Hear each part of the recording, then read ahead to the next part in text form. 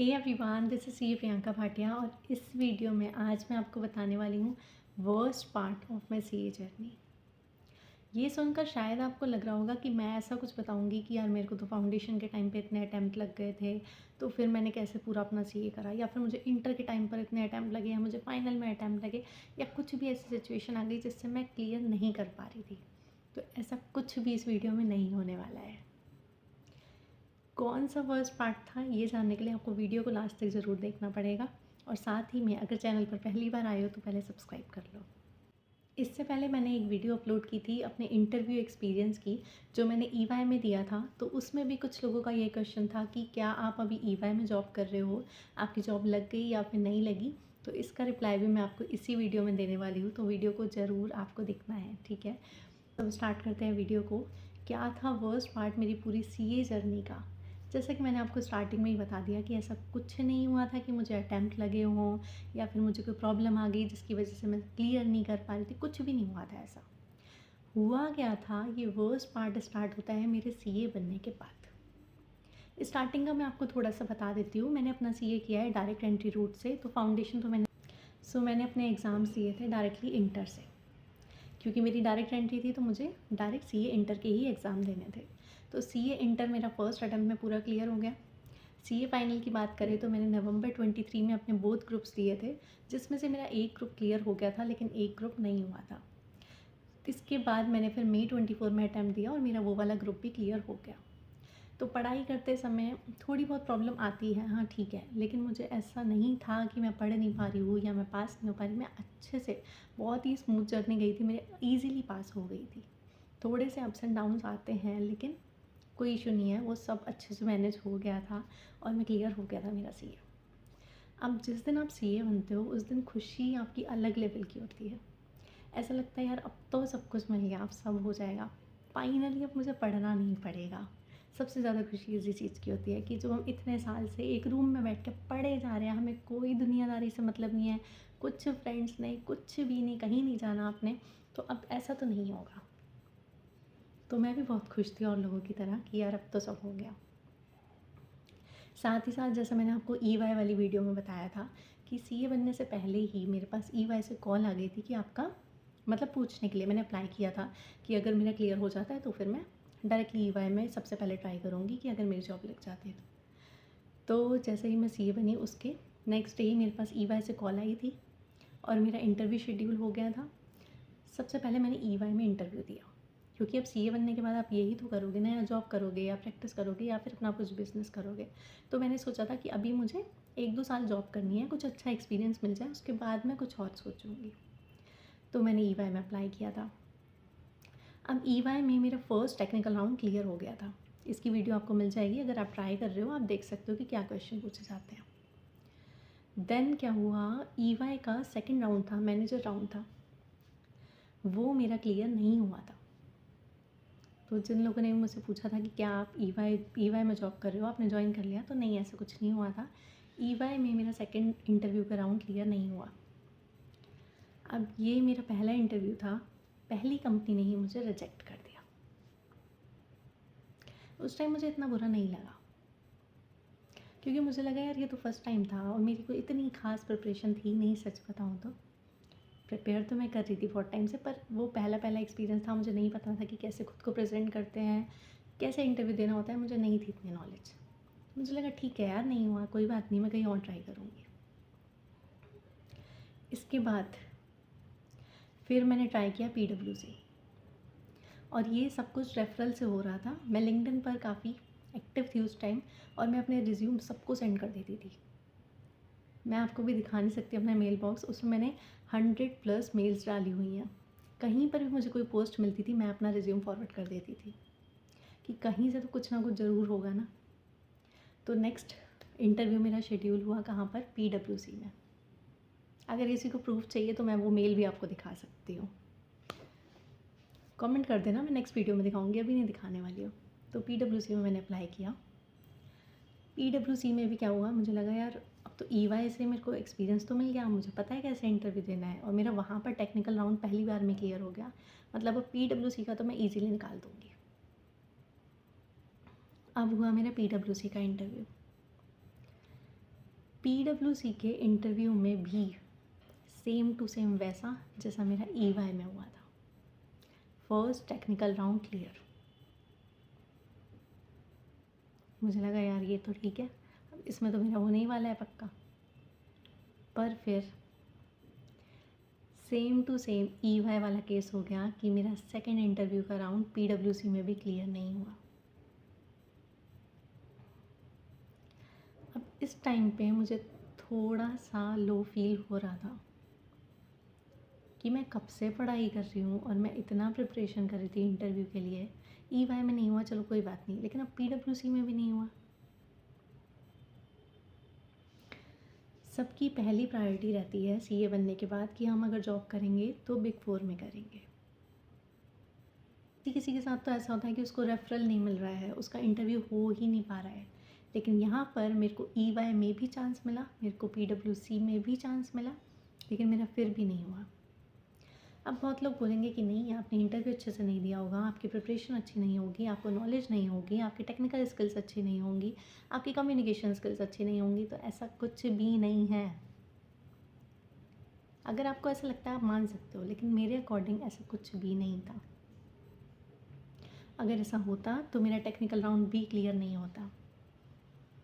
अगर ऐसा होता तो मैं शॉर्टलिस्ट भी नहीं होती। सो चलो ये भी कोई बात नहीं। सबसे पहले मेरा ईवाई में नहीं हुआ, देन उसके बाद मेरा पीडब्ल्यूसी में भी नहीं हुआ। अब इस पॉइंट पे मुझे लग रहा था कि मुझ में ही कोई प्रॉब्लम है, मैं ही अच्छे से नहीं कर रही हूँ, कोई तो गलती मुझसे हो रही है। फिर मैंने पूरा एनालाइज़ किया कि क्या मैंने कोई गलती करी है, मुझसे क्या नहीं हो रहा है। जैसा कि मैंने आपको कई वीडियोस में अपनी डायरी भी दिखाई है जिसमें मैं लिखती रहती हूँ कुछ ना कुछ, तो उसमें मैंने देखा लिख कर कि मैं कहाँ पे गलती कर रही हूँ, क्या हो रहा है मुझसे। तो मेरी टेक्निकल नॉलेज तो मुझे बहुत अच्छी है, कम्युनिकेशन स्किल्स भी ठीक ठाक हैं,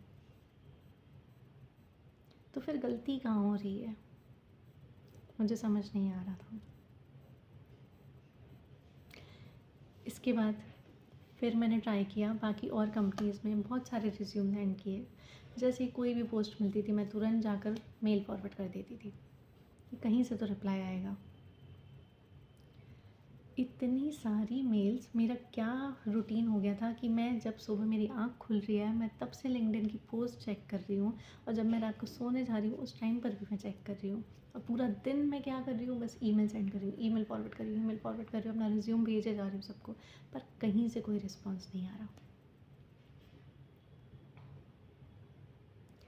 अब आप खुद सोचो कि उस टाइम पर कैसी फीलिंग होगी।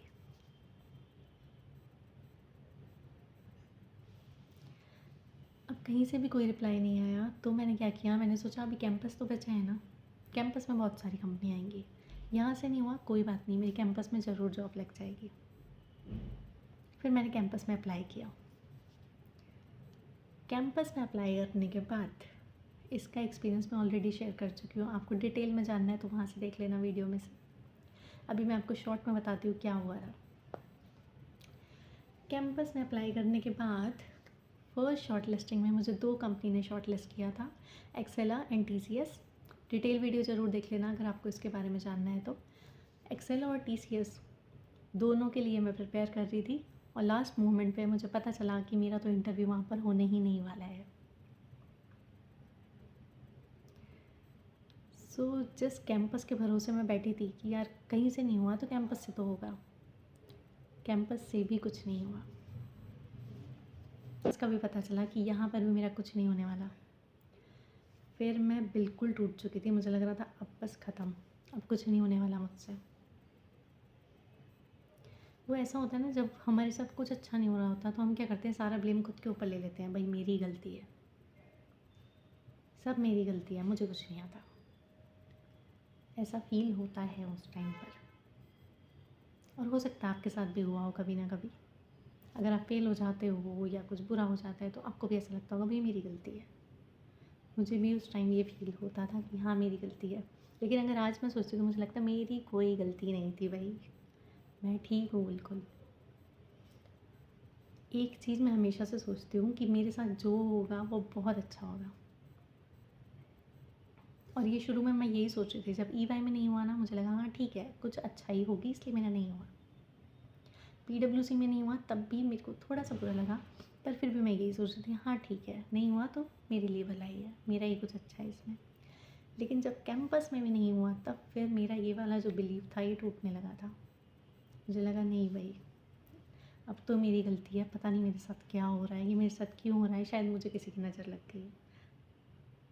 ऐसा लगता है ना जब कुछ अच्छा नहीं हो रहा होता तब हम ऐसी बातों में भी भरोसा करने लगते हैं, ऐसा बिलीव मानने लगते हैं कि यार नज़र लग गई किसी की, मैं तो बहुत खुश थी ना सीए बन के, किसी ना किसी की नज़र तो लगी होगी।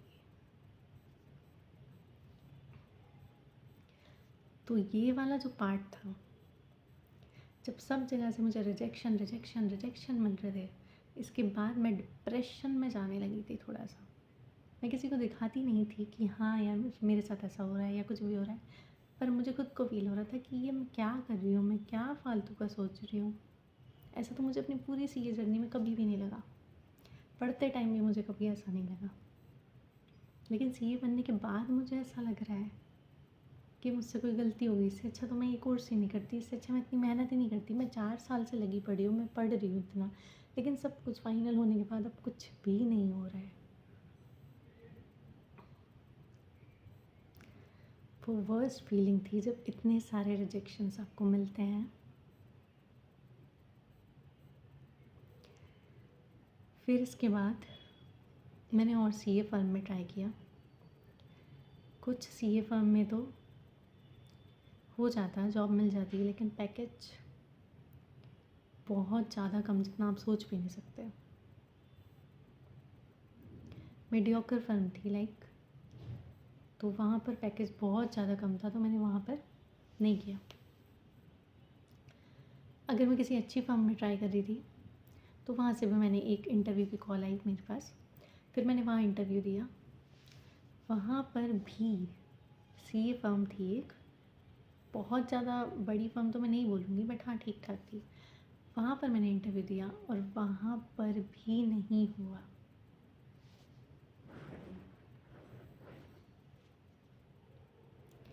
सो इस तरीके से लगभग, मैं आपको सारे तो नहीं बता रही कितने, पर ऐसे ही मैंने 5-6 इंटरव्यू तो दिए होंगे, लेकिन किसी में भी मेरा सिलेक्शन नहीं हुआ।